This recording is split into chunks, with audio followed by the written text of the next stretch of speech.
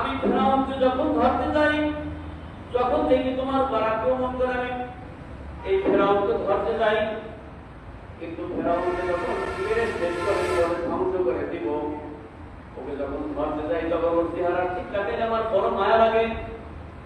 ওর মধ্যে কতগুলি গুণ আছে, গুণগুলি দেখলে আমি আল্লাহ পাক রব্বুল আলামিন এই ফেরাউনকে মারি না, বরং যা চায় তাই দেই। রব্বুল আলামিন বুঝতে পারছি ফেরাউনের সাথে আপনার ভালো সম্পর্ক আছে, আপনি একটু দয়া করে বলেন ফেরাউনের মধ্যে এমন কি গুণ আছে যে গুণের কারণে আপনি ফেরাউনকে ধরেন না।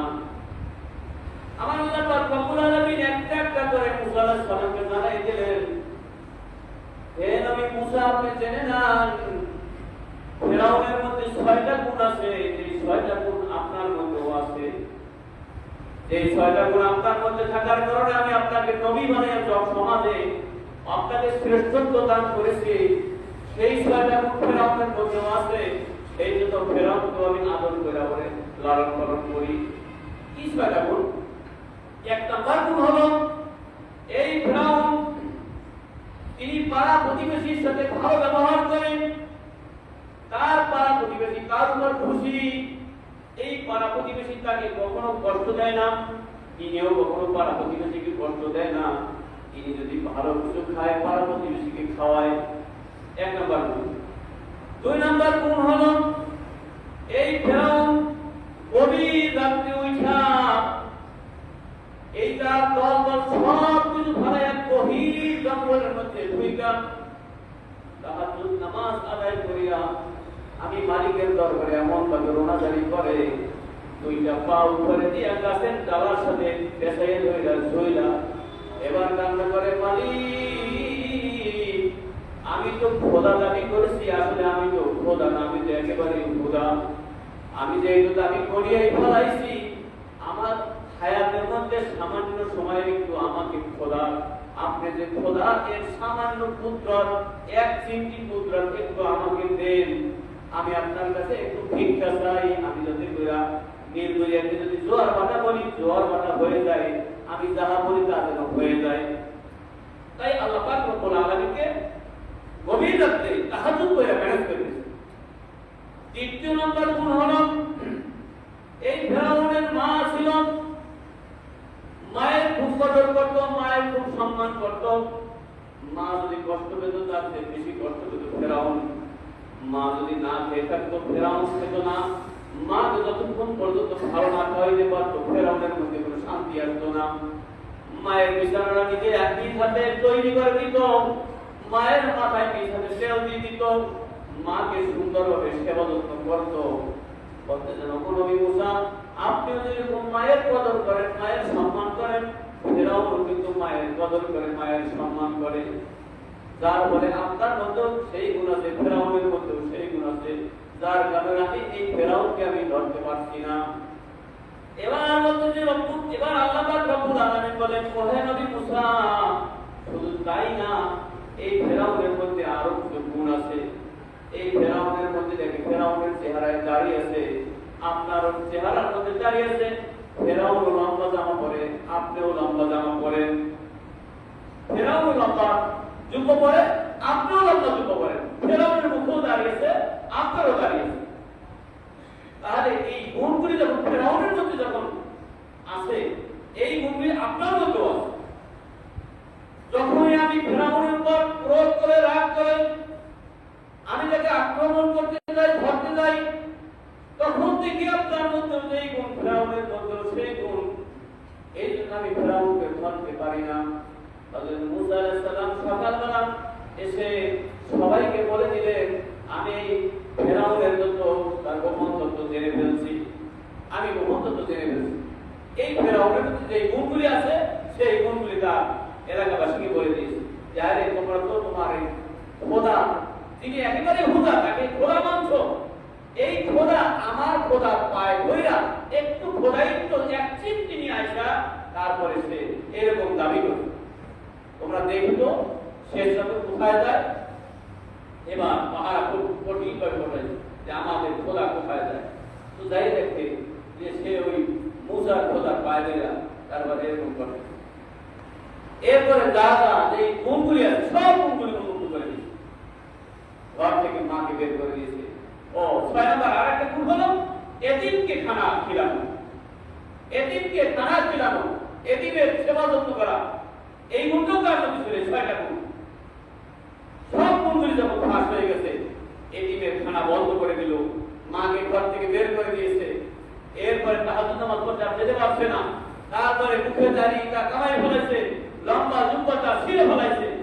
এবার সব গুণ যখন শেষ হয়ে গেছে, এবার আল্লাহ পাক রব্বুল আলামিন এবার ধরার সময় হযরত মুসা আলাইহিস সালামকে নিয়ে এমন একটা জায়গার মধ্যে আটকাই দিয়েছে। মুসা আলাইহিস সালামকে এমন একটা জায়গার মধ্যে আটকাই দিয়েছে, একদিকে নীলনদ, মানে 3 দিক থেকে নীলনদ, একদিকে শুধু মানব, সেদিক থেকে ফেরাউন বাহিনী তাকে আক্রমণ করল। এবার হযরত মুসা আলাইহিস সালাম তিনি আল্লাহর কাছে বললেন, মুসা আলাইহিস সালামের জাতি আছে সম্প্রদায়, তারা বলতে, হে মুসা, আজকে যদি আমরা সবাই এখানে শেষ হয়ে যাই, তাহলে এই দিন ধর্ম এখানে বিলীন হয়ে যাবে। আল্লাহর কাছে তাড়াতাড়ি বলেন কিছু একটা করা যায়। আল্লাহর কাছে মুসা আলাইহিস সালাম ফরিয়াদ করলেন যে আল্লাহ, এই আমার জাতিকে আপনি হেফাজত করেন, আমরা নীল নদ ওভার করে দেন, রাস্তা করে দেন, রাস্তা করে দেন। এরা এমন বাঁকা বাঁকা, তখন বলেন যে আপনি একটু নবী হইয়া এমন একটা কাজ করলেন, আপনি কিছু বোঝেন না। আমরা 12টা সম্প্রদায় এক রাস্তাতে কেন নেই?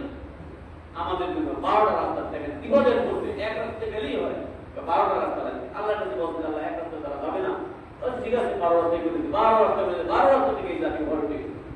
এবার ফেরাউন তিনিও চিন্তা করতেন, মুসার এই জাদুর রাস্তায় আমরা উঠবো না, কিন্তু আল্লাহ পাক রব্বুল আলামিন সে চাইলে জাতিকে ধ্বংস করে দিবেন।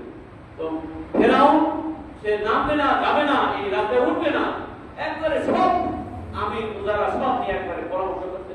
কিন্তু আল্লাহ পাক রব্বুল আলামিন ও এমন এক বড় ঘোড়ার উপর ছিলেন, এই ঘোড়া পরে ওরে জোর করে টাইনা মাঝখানে দিয়ে সেটা চলে গেল, কিছু কিছু সব সেনা চলে গেছে। এবার মাছ বরাবর যখন গেছে, আল্লাহ পাক রব্বুল আলামিন হুকুম দিয়েছে, একেবারে সব শেষ হয়ে গেছে, সব শেষ। কিন্তু ফেরাউন শেষ হয়নি। এখন চিন্তা করলে আর বাঁচার কোনো সুযোগ নাই, এবার সে মারা যাবে, তাই তিনি কালেমা পড়বে। এই সময় জিবরাইলকে বলতেছে, হে জিবরাইল, এবার যদি সে কালেমা পড়ে, সে যদি মুসলমান হয়ে যায়, কালেমা পড়ে পারে, তার বাঁচাই দেওয়া আমার লাজিম হয়ে যাবে। কিন্তু আমার নবী যে সমস্ত প্রতিশ্রুতি দিয়েছে যে এই কাজগুলি করেছে, এবার আল্লাহ তাকে ধরবে, এবার সেখানে মুসা আলাইহিস সালামকে তার সভ্যতাই আক্রমণ করবে। অতএব এই দিন রাতে কতগুলো ব্যাগ পেয়ে তারপর তাকে মুখের মধ্যে দিচ্ছে, এরপরে সে মারা গেছে, তারপরে তো এই নির্দিষ্ট কত বছর, কত হাজার বছর সেই সাগরে নীল নদের দিকে পড়েছিল। এমন ঘৃণিত যে মাটি তো খায় না, পোকায় খায় না, আল্লাহ পাক রব্বুল আলামিন করে কিছুই আর খাওয়াই না। একেবারে কিয়ামত পর্যন্ত মানুষের জন্য যদি নির্দিষ্ট এটা নিদর্শন হয়ে থাকবে, এখনো সেই বিষয়ে জাদু করে যারা গেছে লেখা, এখনো সেরকম আছে। তাহলে এই জন্য এই দিনটা হলো অত্যন্ত গুরুত্বপূর্ণ একটি দিন, এই আশুরার দিন। এই আশুরায় এটা হলো আগে নবীদের আগে, কিন্তু পরবর্তীতে যে ঘটনাটি ঘটছে, হযরত মুসা রাদিয়াল্লাহু তাআলা এই দিনে শাহাদাত বরণ করেন। এখন আমরা ওই ঘটনা বাদ দিয়া এই ঘটনা আমরা মনে করি যে এইটাই বুঝি আশুরা, আসলে এটাই কিন্তু আশুরা না, আশুরা ভিন্ন জিনিস। কিন্তু এই দিনে যে নবীজি সাল্লাল্লাহু আলাইহি ওয়াসাল্লামের পবিত্র দুনিয়া থেকে চলে গেছে, সেজন্য তাদের জন্য দোয়া করা, তাদের জন্য সবরেসানি করা, কোরআন তেলাওয়াত করা, তাদের জন্য এই সবরেসানি করা, দান খয়রাত করা, অর্থাৎ আহলে বাইতের জন্য দোয়া করা, এটা খারাপের কিছু না, এটা খারাপের কিছু না। যেটা যেখানে আছে সেটা সেই পজিশনে সেখানে রাইখা আমরা আমল করতে পারি। কিন্তু আমরা যদি এখন মনে করি যে এই দিনে হযরত হোসেন রাদিয়াল্লাহু তাআলা তিনি শাহাদাত বরণ করেছেন, এখন রাস্তায় হাই হোসেন বলে আমরা বুকের উপর খাবারাই, তারপর যদি এরকম বুক ছিঁড়ে ফেলাই, হাতে যদি রক্তপাত করি, বলে এগুলি হবে গভীর কাজ, সীমা লঙ্ঘন। এগুলি আল্লাহ পছন্দ করেন না, আর মুসলিম ধর্মে এগুলো নাই, এগুলি করা যাবে না। এই দিনে আমাদের যারা আমাদের পরিবারের সদস্য আছে তাদের জন্য ভালো কিছু খাবারের ব্যবস্থা করা, এটা গুনার কাজ, বড় সওয়াবের কাজ।